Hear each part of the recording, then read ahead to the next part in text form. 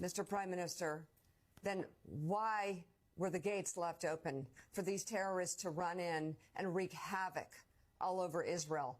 And it took 8 hours for you to respond. If you were so clear on Hamas wanting to kill Jews 365 days a year, every minute of every day, why in the world weren't you ready? And why were you supporting funding to go to Hamas? It makes no sense. And actually, to Carville's point, I just question at this point what he would do to stay in power, because he has done a number of things in his government leading up to the war to stay in power that many say are naked moves that are just completely corrupt to stay in power. Now he's in a war.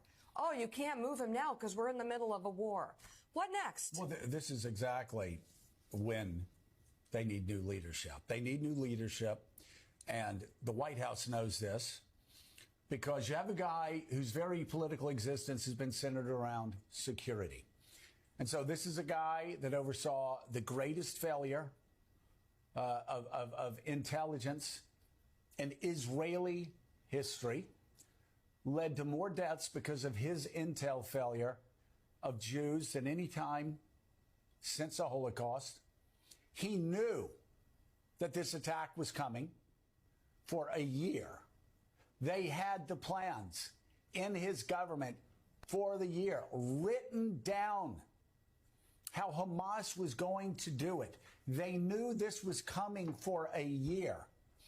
And not only did they do nothing, they had a meeting in Doha, Netanyahu's people, in Doha in September, less than a month before these attacks took place. And the Qataris asked Netanyahu's government, does Netanyahu still want us to send money to Hamas? And Netanyahu's government said, yes. Well, come on. Yes, please keep sending money to Hamas. Keep funding Hamas.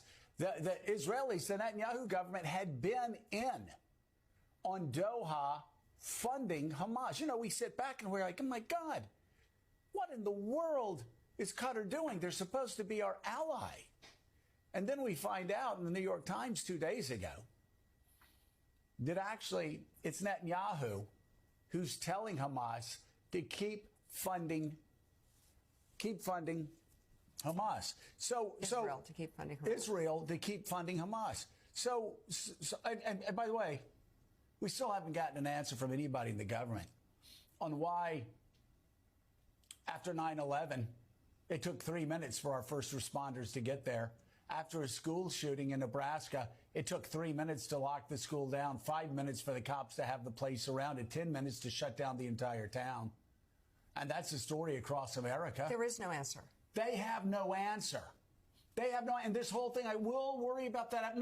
No, this is what we keep getting told. A guy that was so incompetent that he allowed the worst killing of Jews since the Holocaust. He knew the attack was coming for a year and did nothing about it.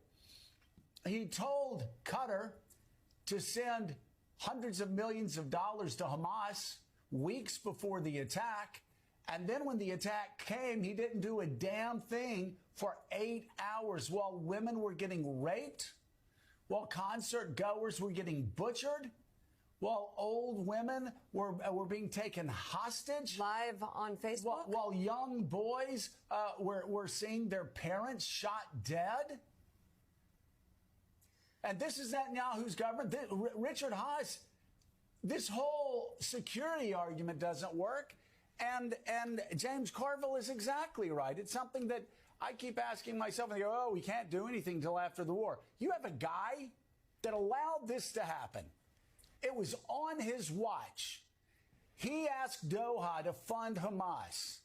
His government waited 8 hours to go down and answer the calls of women being raped and children being gunned down. And he's saying, oh, well, we got to get through the war. No, he's incompetent.